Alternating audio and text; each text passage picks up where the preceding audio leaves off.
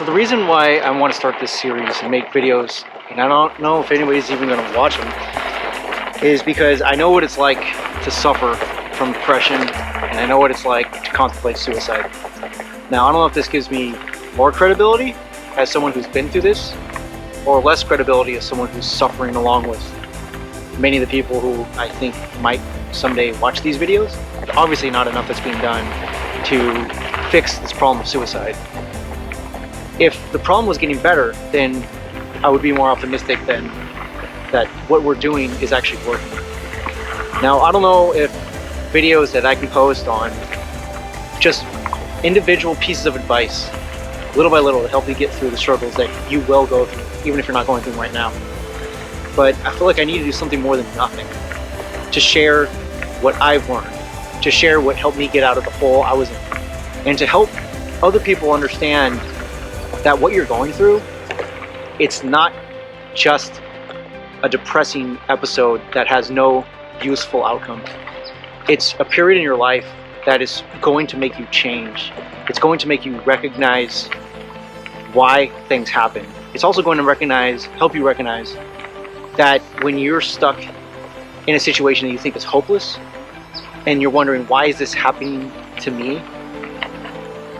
Not just sometimes, not just most of the time, but almost every time, you'll look back and see how that was beneficial to your overall development.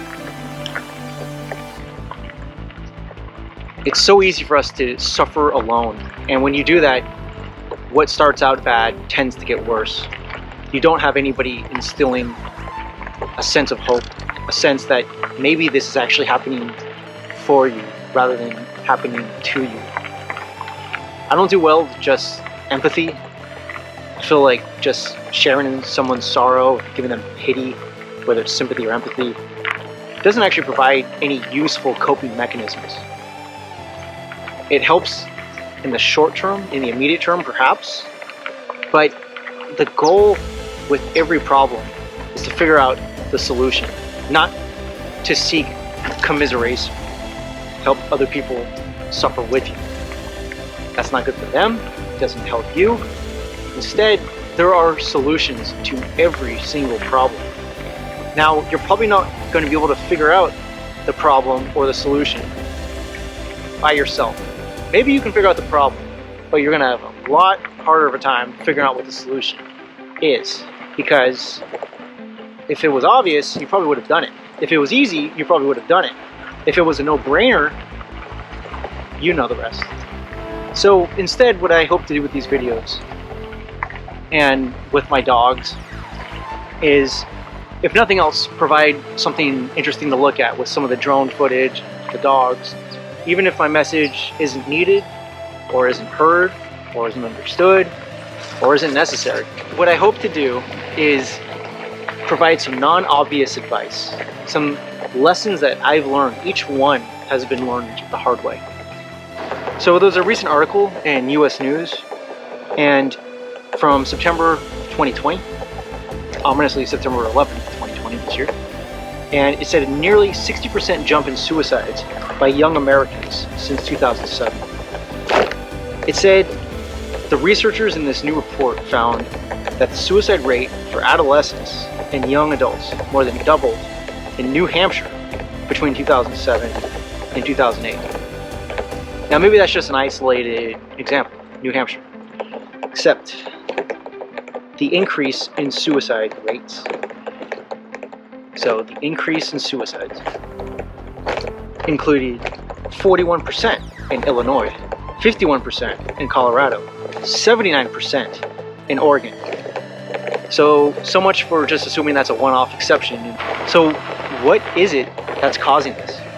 And more importantly, what, if anything, can we do to combat this trend? I think talking about the problem is less effective than starting to experiment with potential solutions. Identifying problems are not difficult. Identifying solutions are harder, and implementing them are even harder. Now, we all have theories, but I can tell you what the problem was in my case. When I was younger, my problem was that everybody else was different and better off and didn't have the same set of struggles that I faced. The hopelessness, the feeling that I don't matter, the feeling that if I was dead, then people would recognize that they should have been different. They should have been more respectful to me. And maybe they would have had a funeral and said nice things for a few days. And maybe my parents would have been upset. But is that a worthwhile coping mechanism for me to just give up, to assume that a problem is insurmountable, and then punish my parents, punish the people who actually did care about me by killing myself to make them suffer because I suffered? Is that going to solve any problem? Is that going to make either one of us better off? You're going to be respected if you command respect, if you do something that is worthy of getting respect.